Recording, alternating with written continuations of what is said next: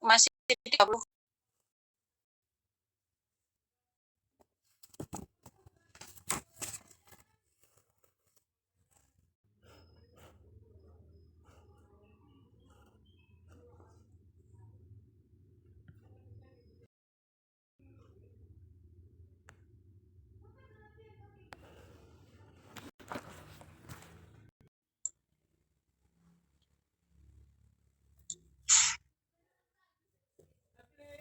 Iya, baby.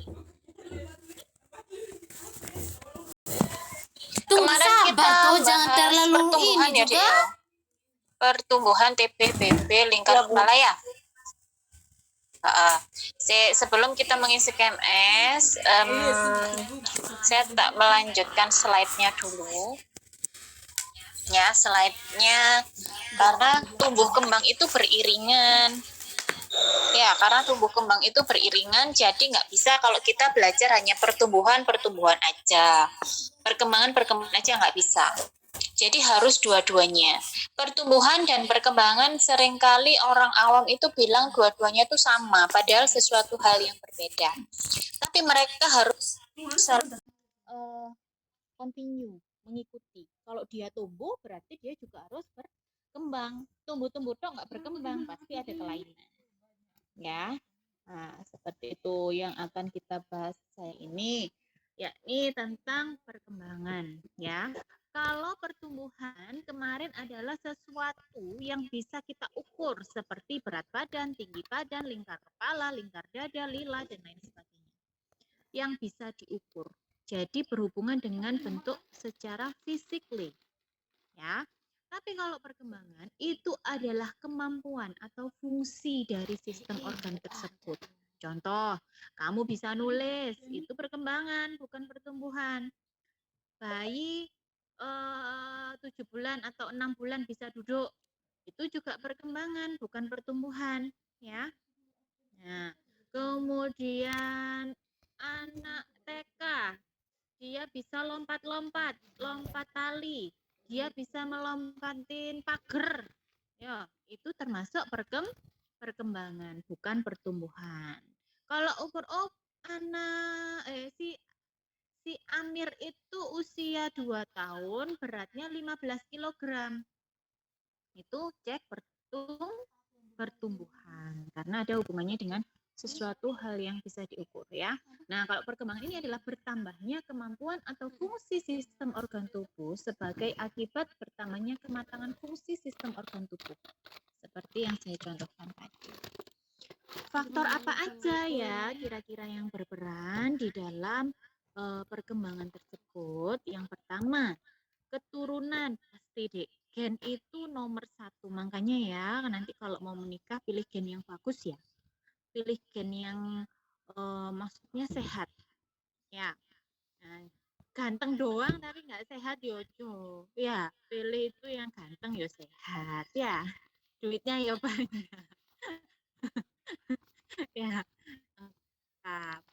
Nah, gen itu adalah faktor utama yang memang menurunkan dari sifat ibu atau bapak ke keturunannya. Entah keturunan pertama, 2, 3, dan seterusnya. Ya, itu pasti karena di situ ada yang namanya DNA.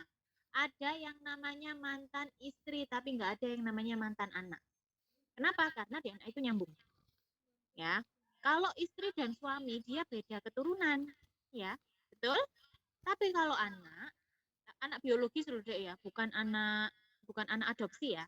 Anak biologis yang dilahirkan dari pernikahan suami dan istri tersebut itu tidak akan memutus rantai DNA pada anak. Makanya nggak ada yang namanya mantan anak sampai selamanya ya anak, karena DNA-nya ya akan diturunkan terus di situ. Rantai DNA itu nggak bisa dibohongi ya. Kemudian yang kedua adalah lingkungan. Kalau lingkungan sama seperti yang pertumbuhan kemarin, nutrisi. Bisa nggak Bu dirubah? Bisa. Nutrisi itu sangat bisa dipacu pada saat 1000 hari pertama. Sejak kapan? Sejak ada di dalam kandungan. Bahkan sekarang teknologi sudah sangat pesat ya. Ada yang namanya susu persiapan hamil. Ada yang namanya vitamin persiapan hamil. Itu ada. Makanya itu perempuan tuh benar-benar dijaga kondisi rahimnya supaya kualitasnya juga bagus. Ya, karena sel telur yang ada pada perempuan itu juga berpengaruh selain kondisi pada spermanya sendiri. Ya. Nah, karena apa kita nanti ya perempuan itu rumahnya sementara si janin itu untuk berkembang. Jadi harus sebaik mungkin tempatnya itu. Kemudian paparan toksin atau zat kimia radiasi. Jadi kalau lagi hamil, tolong skincare-nya yang aman ya. Jangan yang mengandung merkuri ya. Kemudian apa dek vitamin A yang nggak boleh untuk ibu hamil itu ya ada ya. Itu juga berbahaya bisa menemui janin. Kemudian ronsen itu juga nggak boleh ya sinar radiasi. Ini salah ya, salah ketik radiasi bukan radiaksi. Ada K-nya, radiasi, sinyal radiasi. Nah, gitu. Kemudian micin. Kalau kepingin gimana ya gak apa-apa lah sekali-sekali. Tapi ya jangan setiap hari. Jangan seminggu 4 kali itu ya nggak sekali-sekali namanya ya. Nah, 2 minggu sekali ke nggak apa-apa. Bukan berarti nggak boleh ya.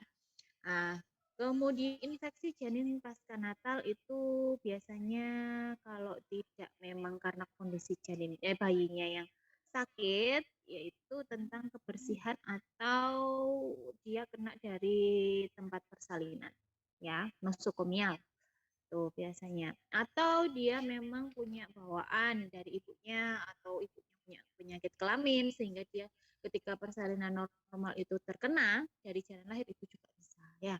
Kemudian kebersihan dan sanitasi ini Bu Bidan dan ini enggak hanya Bu Bidan sama pasiennya aja. Saya itu dek pernah dinas di RSUD ya di daerah Jawa Tengah sana.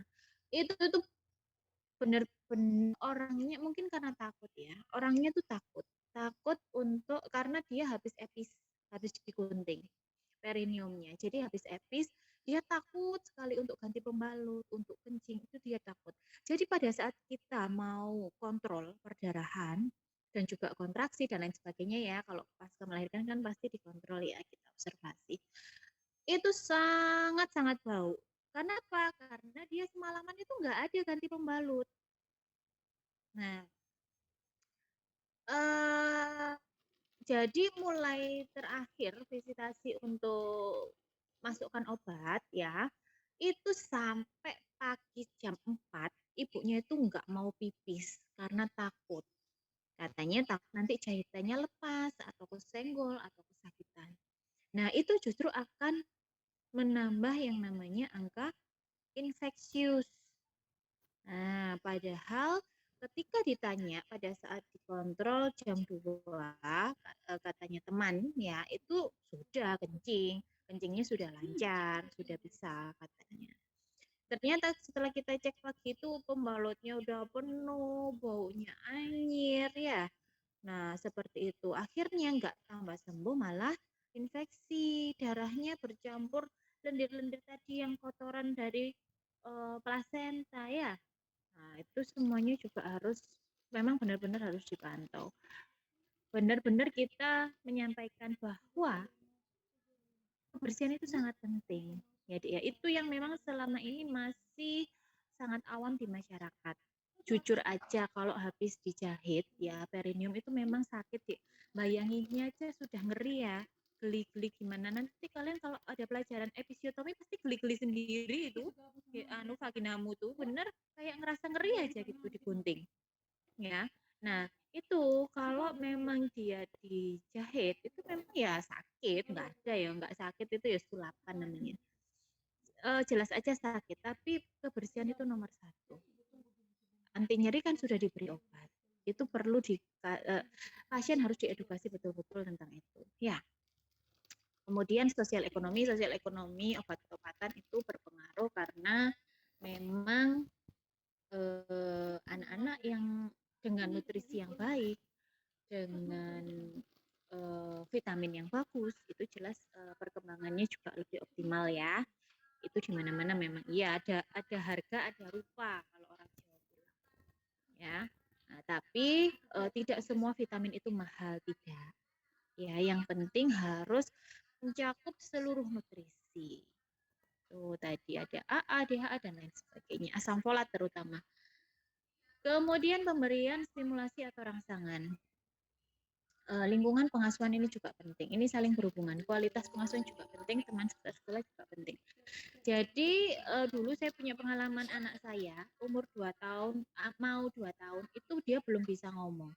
Jadi anak saya dulu itu 2 tahun kurang 3 bulan. Teman-temannya itu sudah bisa ngomong. Jadi walaupun pelat itu masih sudah bisa ngomong, tapi anak saya itu cuman mam gitu aja. Langsung saya periksakan ke dokter. Ternyata di situ ada kesalahan dalam pengasuhan, yaitu dalam pemberian bahasa. Nah, di sini bingung. Jadi si anak itu mengerti instruksi kita. Jadi kalau saya bekerja kan anak saya sama ibu saya, ya sama neneknya, itu bahasanya bahasa Indonesia. Kalau sama saya nanti gantilah itu belajar bahasa Inggris. Kemudian kalau weekend sama mbahnya yang satunya lagi ya, bahasanya Jawa. Nah, jadi bingung. 3 bahasa itu dia bingung. Setelah dicek sama dokter spesialis anak ya, spesialis tumbuh kembang, itu ternyata tidak ada kelainan pada genetik, pada fisik, pada mental, itu tidak ada, sudah dicek, sudah dites juga hari itu juga. Ternyata kesalahannya adalah pada lingkungan pengasuhan atau stimulasi rangsangan. Jadi kita semua harus sepakat, kata dokternya. Pakai satu bahasa dulu, nanti kalau anak sudah bisa bicara, baru kita bisa ajarkan bahasa yang lain. Nah, ternyata ada kesalahan pada pemberian bahasa di situ. Setelah kami sepakat pakai bahasa Indonesia, akhirnya 2 hari anak saya langsung bisa ngomong. Nah, itu hal penting ya. Jadi kalian harus paham tentang pengasuhan. Memang ada beberapa anak yang mampu untuk menerima semua bahasa secara bersamaan, tapi ada anak yang memang nggak bisa. Nah, anak saya kalau diajak ngomong bahasa Indonesia ngerti, diajak ngomong bahasa Inggris juga ngerti, diajak ngomong bahasa Jawa juga ngerti, tapi nggak bisa ngomongnya. Karena apa? Karena bingung mau ngomongnya pakai yang mana. Nah, seperti itu ya. Nanti kalau kalian punyanya jangan sampai seperti itu. Kemudian perkembangan. Nah, di perkembangan ini ada 4 aspek yang kita lihat. Yang pertama adalah motorik kasar, yang kedua motorik halus, yang ketiga bahasa atau bicara ya, bahasa, bicara, pendengaran. Kemudian yang keempat adalah sosial. Kalau pertumbuhan apa? Tinggi badan, berat badan, lila, ya. Kemudian apalagi? Lingkar dada. Itu kalau pertumbuhan. Tapi kalau perkembangan ini, 4 hal ini. Motorik kasar, motorik halus, bahasa, dan sosial. Kalau motorik kasar contohnya apa? Duduk tanpa bantuan, jalan tanpa bantuan, melompat. Ya, dia naik-naik permainan itu, main ayunan, dia bisa semua. Kemudian kalau motorik halus apa? Nah, dia bisa mengambil benda, ya, dia bisa menulis, dia bisa menempel, dia bisa menggunting. Itu namanya motorik halus. Kalau bahasa berarti dia bisa berteriak, berbisik, berceloteh. Bukan berarti anak umur 2 bulan kamu suruh ngomong, ya enggak loh, Dek, ya. Jadi disesuaikan dengan usianya. Kalau usia 2 bulan, oh bisanya ngoceh-ngoceh, bisanya dia berteriak. Nah, jadi disesuaikan dengan perkembangan sesuai dengan usia. Kemudian sosial. Nah, ketika kamu kutang, tahu di kutang di apa ya, Dek? Di kutang itu bahasa Indonesianya apa ya? Sama enggak bahasa Indonesianya? Kayak di diajak ngomong, kayak diajak ketawa gitu loh. Terus dia itu respon terhadap ajakan kita untuk ketawa, untuk untuk nangis, misal dimarahi juga dia nangis. Nah, kemudian dia juga paham tentang instruksi. Itu kalau sosial ya. Kebutuhannya apa aja? Kalau kebutuhannya jelas nutrisi yang seimbang supaya kebutuhan fisiknya terjaga. Nah, nutrisi yang dibutuhkan itu apa? Zat pembangun, contohnya protein hewani dan nabati. Kalau si anak itu alergi terhadap protein hewani, boleh diberikan protein nabati ya. Jadi bukan berarti protein hewani lebih bagus daripada nabati, tidak. Jadi sama-sama bagus ya. Nah, cuman kalau anak tidak alergi lebih baik memang lebih banyak diberikan yang namanya protein hewani ya, tapi tetap harus yang namanya protein nabati tetap. Protein hewani itu contohnya apa sih, Dek? Tahu nggak? Seperti telur, ikan. Betul, pinter. Ikan, telur, hati ayam, ya, daging yang berwarna merah. Nah, seperti itu. Kalau nabati itu kayak tempe, ya, kemudian edamame. Nah, itu juga bagus proteinnya. Kemudian energi itu bisa dari yang namanya karbohidrat atau kalori. Kita yang nyebutnya kalori. Kalori itu bisa dari karbohidrat, nasi, kemudian mie, ya, terus jagung, kentang. Nah, itu karbohidrat. Zat penunjang membran sel, lemak, ya, harus lemak itu dari mana? Susu, keju, kuning telur. Tuh. Kalau protein kalau protein itu putih telur, tapi kalau lemak itu kuning telur. Ya, makanya kenapa sih orang yang habis SD operasi apapun dia itu dianjurkan makan putih telur minimal 1 hari itu 7 kali, 7 butir putih telur. Kenapa? Karena proteinnya sangat tinggi. Untuk penyembuhan itu sangat cepat. Ya, kalau butuh protein makan putihnya, kalau butuh lemaknya makan kuning telurnya. Ya, zat pelindung jelas ya untuk menjaga imunnya ada vitamin, ada mineral. Kemudian air, ya nutrisi otak ada glukosa, vitamin dan juga mineral. Nih kebutuhan energi dan protein berdasarkan usia nanti dibaca sendiri ya. Sudah saya rangkumkan di dalam satu tabel. Ya, jadi kebutuhan anak 10 hari sampai 1 bulan, energinya 120, proteinnya 2,5 dibaca sendiri sampai usia 3 sampai 5. Periode kritis, apa sih yang dimaksud dengan periode kritis? Periode kritis itu periode yang butuh pengawasan khusus, cek khusus ya, harus butuh perhatian secara khusus, yaitu kapan? Apabila bayi lahir dengan kepala 75% orang dewasa. Itu harus karena hubungannya dengan apa? Selain pertumbuhan juga akan ke perkembangan. Ya. Kemudian perkembangan lingkar kepala 2 tahun pertama. Nah, ini kapan ngukurnya? 6 bulan pertama, 6 bulan kedua, kemudian 12 bulan kedua. Itu pertambahannya masing-masing 1 cm. 0,5 ya kalau bulan kedua. Nanti kalau tiap tiap 6 bulan tumbuhnya 2 cm yo tingkat kepalanya lah jadi hidrosefalus yo dek yo. Nah, jadi kebesaran nanti malah jadi penyakit nggak jadi normal. Jadi dia ada nilai normalnya. 6 bulan pertama itu tambahnya kurang lebih 1 cm. Itu harus diukur deh. Tiap posyandu, tiap ke dokter itu pasti yang namanya lingkar kepala itu diukur. Karena rawan memang pada saat usia di bawah 2 tahun takutnya kalau ubun-ubun memang dia belum tertutup takutnya ada yang namanya hidrosefalus. Ya, tuh. Usia 18 tahun lingkar kepala perempuan itu normalnya 52 sampai 57,5. Ukuran nanti lingkar kepalamu normal enggak? Kalau laki-laki itu 52 sampai 59. Ya, diameter ukuran kepala ini nanti yang harus kalian hafalkan. Ujian pasti keluar. Ujian praktek. Ini harus hafal. Ya, ukur lingkar kepala. Nah, diameter ukuran lingkar kepala. Nah, yang pertama, itu tadi rangkuman. Yang pertama, ada lingkar kepala, yaitu biasanya kita sebut dengan sirkumferensia. S ini singkatan dari sirkumferensia. Sirkumferensia suboccipitopragmatica. Saya tak carikan boneka ya. Ada enggak ya boneka? Bentar.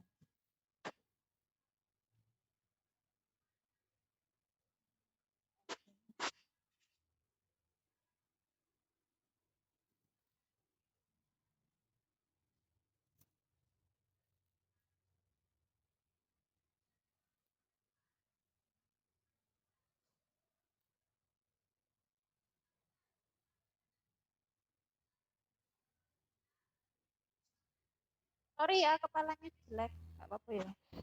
Dek, nanti kalau mati gabung lagi ya. Ya, Bu. Yuk, kita pelajari satu persatu. Yang namanya tulisan, nanti artinya nggak ada soalnya di sini nggak saya tuliskan artinya. Kalau kamu nggak nulis ya nggak ngerti artinya. Suboccipito pragmatica. Sebentar, sebelum kamu melari ke ukuran-ukuran itu, kamu harus tahu dulu yang disebut occipito itu yang mana. Occipito itu adalah ubun-ubun kecil, bentuknya segitiga di sini. Nih, ketutupan plester ini, segitiga. Kalau pragmatica itu ubun-ubun besar. Ubun-ubun besar itu biasanya yang berdenyut. Tahu ya, ya, yang bayi biasanya berdenyut, itu namanya pragmatica. Kalau ubun-ubun kecil namanya occipito di sini, di puncak kepala, ya. Kemudian kalau mento, mento itu adalah tulisan ojo mek lihat toh. Lek nulis, lek enggak nulis kamu nggak tahu artinya. Mento itu adalah dagu, ya. Fronto itu adalah dahi. Fronto atau frontalis itu dahi.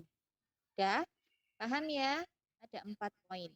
Kemudian, Bu, kok ini ada yang namanya sub? Itu apa artinya? Sub itu adalah di bawah. Kalau ada yang ngomong sub occipito pragmatica, berarti dia kalau sub berarti dia di bawahnya ubun-ubun kecil. Ubun-ubun kecilnya di sini berarti subnya di sini.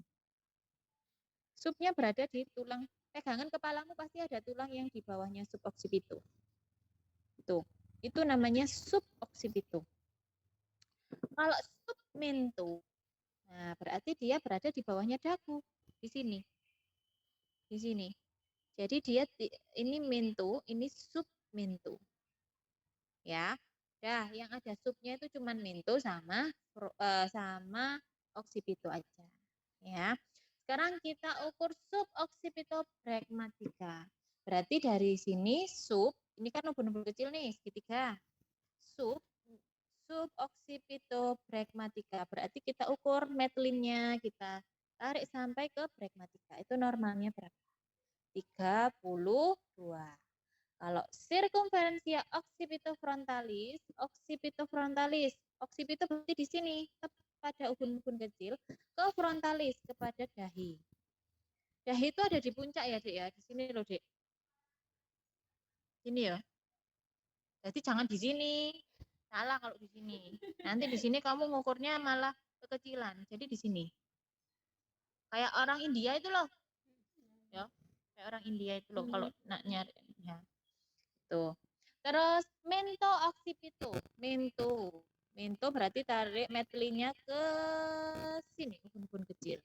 Mento occipito. Tuh. Itu kalau lingkar kepala ada yang harus kamu hafalkan ya. Oh, terus ini tadi mana. Oh ini. Sub occipito, oh itu sudah. Mento occipito sudah. Submento pragmatica belum. Submento berarti di bawahnya dagu. Submento pragmatica kita tarik ke ubun-ubun besar. Itu normalnya 9,5. Sub occipito frontalis, oh sudah tadi. Fronto occipito itu sudah. Sub occipito pragmatica sudah. Sudah, berarti sudah semua ya. Itu harus hafal mana fronto, mana mento, mana occipito, mana pragmatica gitu. Nanti kalau ujian ya nggak ada, itu ubun-ubun, itu dagu nggak ada. Bilangnya ya mento. Apalagi kalau di rumah sakit nggak ada tambahan ngomong dagu, ngomong jidat itu nggak ada. Ya, fronto. Ayo pegang frontonya, Dek. Biasanya kayak gitu. Ini lingkar kepalanya sudah. Kebutuhan dasar tumbang optimal. Contoh kayak nafsu makan. Nafsu makan itu juga dipengaruhi keadaan tubuh si anak saat itu. Kalau dia lagi tumbuh gigi, dia biasanya rewel, ya. Dia biasanya juga enggak. Sebenarnya lapar, tapi kalau dibuat makan kan sakit. Nah, itu coba beri makan dengan makanan yang lebih cair, dia supaya tinggal menelan aja, lebih lembut ya. Makanan yang meliputi bentuk bau rasa, anak-anak biasanya suka yang makanan lucu-lucu, suka makanan yang enak, pokoknya nggak mau yang sayur-sayur kayak orang dewasa itu dia sepertinya belum mau ya. Kemudian kudapan yang kurang baik. Kudapan yang kurang baik itu contohnya apa? Ciki. Kemudian permen. Bu, masa nggak boleh? Ya boleh. Anak saya juga tetap dia juga makan ciki sama, tapi bukan berarti setiap kali. Bukan setiap hari, bukan setiap kali. Ya, nggak apa-apa. Namanya juga anak-anak nanti kalau dia tidak diberikan sama sekali, takutnya malah mudah sakit. Kenapa? Karena sistem kekebalan tubuhnya nggak terbentuk sendiri ya. Nah, itu juga bumerang juga bagi orang tua. Anak nggak pernah dibolehin makan ciki sama sekali, wes. Nggak boleh makan permen sama sekali. Nanti ketika dia beranjak TK, beranjak usia sekolah, dia akan ikut-ikut temennya. Di situ dia tidak akan dia belum karena belum pernah, akhirnya sistem kekebalan tubuhnya tidak terbentuk. Akhirnya sekali makan ciki, dia akan langsung sakit tenggorokannya. Nah, saya juga nggak mau seperti itu, tapi bukan berarti kita mengizinkan terus makan ciki, tidak ya. Tapi apa? Menciptakan kekebalan tubuh itu sendiri dari kumannya itu sendiri. Contohnya kayak kita vaksin dulu deh ya. Kita kan memasukkan virus yang memang sudah dilemahkan ke dalam tubuh kita supaya apa? Imunnya kita juga lebih kuat lagi. Sama seperti itu. Karena kita kan nggak bisa ngontrol anak kita 24 jam. Selama dia sama teman-temannya, nanti kalau dia sudah SD, apalagi waduh itu cilok sudah menggiurkan. Nanti kalau dia makan cilok satu kali langsung batuk, waduh mati deh. Nah, jadi sistem kekebalan tubuh itu memang kita sendiri yang bisa ciptakan ya. Tapi bukan berarti setiap hari makan cilok lu dek yo, ojo lu dek yo, enggak anu di sini. Ya. Kemudian perilaku pengasuhan, pemberian vitamin, kemudian stimulasi itu juga penting. Kemudian pakaian, perawatan dasar pakaian itu juga nggak harus mahal tapi lebih baik bersih dan nyaman ya, nggak harus yang mahal, yang penting dia tuh bersih dan nyaman disesuaikan dengan usia si anak. Perawatan dasar ada imunisasi, ada pengobatan ini itu harus wajib ya, dan rumah itu harus bersih dan tercuci. Kalau ada anak kecil kan rumah nggak bisa bersih, iya berantakan wajar tapi dia harus bersih ya.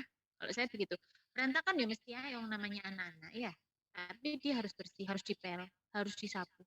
Walaupun berantakan tapi kalau kotor, bekas-bekasnya misal minum susu tumpah atau dia habis makan apa nggak dibersihkan, banyak semut, aduh itu namanya nggak boleh itu nggak itu namanya malah nggak sayang anak ya. Kemudian kesegaran jasmani, olahraga dan rekreasi. Saya juga butuh rekreasi ya, Dio. Kamu ya butuh ya rekreasi ya. Zamannya corona nggak ada yang rekreasi. Itu semuanya ya. Kemudian kalau kan itu ya di rambut dek, kuku itu penting ya. Kuku itu penting karena apa? Kalau anak-anak itu biasanya dia mainannya mulai main tanah, main daun, bunga-bungaan, masak-masakan gitu ya. Takutnya kotor dan di situ ada telur cacing. Nah, itu berbahaya. Jadi kuku harus selalu dipotong ya. Kemudian cuci rambut paling tidak 2 hari sekali. Karena nanti kalau anaknya kutuan, itu akan menyerap nutrisi yang ada di otak ya. Anaknya juga sulit untuk berkonsentrasi karena garu-garu aja ya. Kemudian rumah dan lingkungannya, main, aktivitas fisik, tidur. Nah, tidurnya itu juga harus jam, dia harus istirahat siang, harus istirahat malam. Kalau bayi baru lahir ya jelas dia banyak tidurnya ya. Tuh. Kemudian kebutuhan emosi atau kasih sayang. Kasih sayang orang tua, anak dibantu untuk memberikan contoh. Nah, ini adalah contoh hal-hal yang memang harus kita berikan kepada anak supaya terciptanya bonding attachment. Bonding attachment itu apa? Rasa kasih sayang, ikatan kasih sayang dari ibu dan anak. Ya, kamu. Kemudian stimulasi itu juga diberikan seperti yang saya jelaskan tadi, rangsangan ya, kemudian cara mengajarkan. Kenapa dek? Kenapa? Oh, berarti zoomnya mati dong. Saya tak teleponkan Pak Ter ya. Dia yang kas mati, yang satu yang mati di sini dia mati. Ibnu sudah dinyong pasti. Langsung mati dong. Coba lihat di akun saya. Terus volume terus biar dengar. Zoom apa yang mati terus?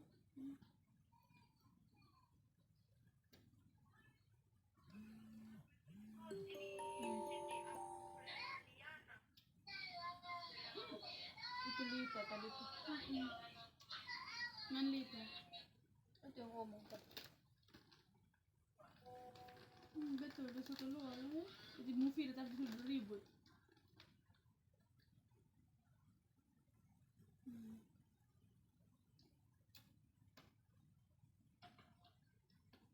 Sabar ya biar gitu ya.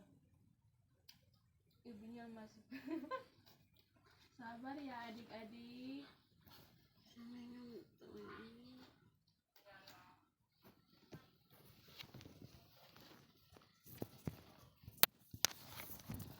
kayaknya aku buku lagi nih apa nih? Itu yang saya bawa dari Sumba.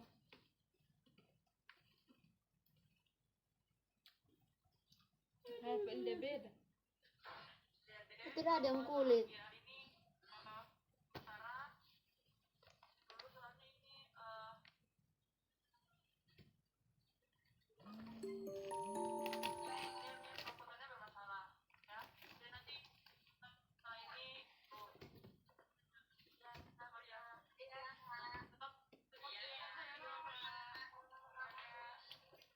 Berapa kayaknya? 100 lebih gabung. Yang saya sudah Gabung semua yang 3 jurusan kan? tahu tuh 3 jurusan itu gabung semua tuh tidak tuh Jurusan apa lagi? ada yang ini tuh nah farmasi dengan ini rekam medis punya tuh kan 3 ini tuh bedana rekam medis farmasi. Oh.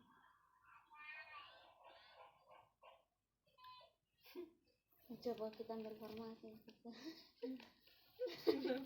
Kamu main ulang ke farmasi? Itu hari coba dia ada memang kita ambil farmasi. Kerja apa ini ada sebenarnya? Bistia. Bistia. Dia bawa punya apa yang kedua kalau bisa urus kemana sendiri nanti.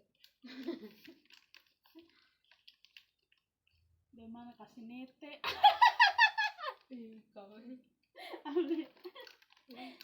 Suka luar. Tunggu dulu.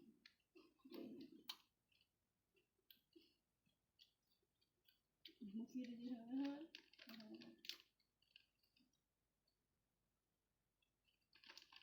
Ini dong pasang foto di aplikasi Zoom. Mana dan cara? Terus engkau kita lihat engkau suruh pasang juga? Tidak memang. Di meeting. Saya di Google Meet saya bisa. Di Google Meet Mama, itu kan Papa. pakai email dia tuh. Kalau interview bisa, bagaimana dan cara tertahu? Mama, tuh pasti tidak bisa saya ini. Sama. Google Meet. Google Meet bisa hari saya pakai. Bisa ini kan begini dah. Engkau ini dah. Man komen ya.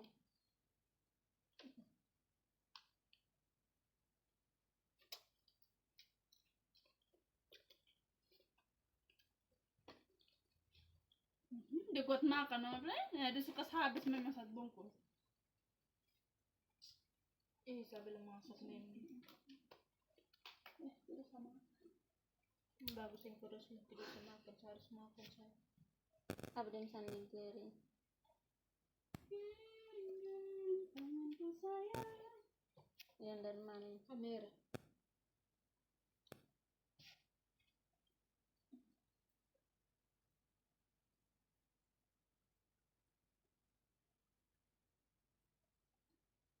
Foto screenshot paling banyak. Sama screenshot paling banyak susah.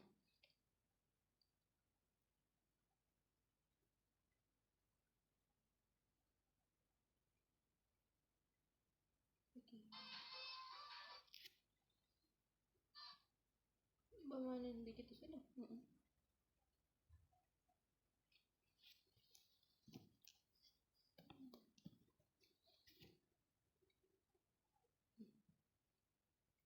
Bagus. Tidak lagi kan kau pakai email pas game Google Meet.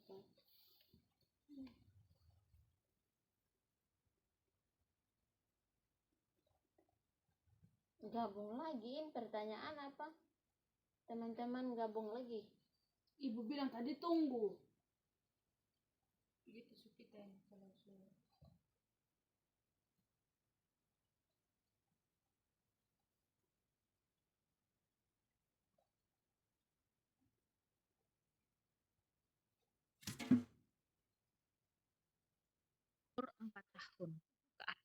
karena dia sudah mulai mengerti dirinya dan orang lain. Ya, nah itu kenapa? Karena sekarang sudah marak sekali zamannya, aduh naudzubillah ya, tapi semoga semuanya juga tobat ya, orang-orang yang bertindak asusila seperti itu. Kemudian selain itu dia juga secara spiritual bagus ya, dikenalkan juga secara spiritual agamanya apa. Kalau agama Islam itu beribadahnya seperti ini, kalau agama Kristen itu beribadahnya seperti ini. Tuhanmu siapa? Itu harus dijelaskan. Ya, jadi dia harus mulai mengenali dirinya sendiri, identitas di dirinya sendiri. Oke, sudah sampai sini. Ini besok dek, kayaknya itu besok aja karena ini sambil kita menjelaskan tentang DDST yang KMS-nya ya. Cuman tugasnya KMS itu silahkan diisi usianya terserah kalian.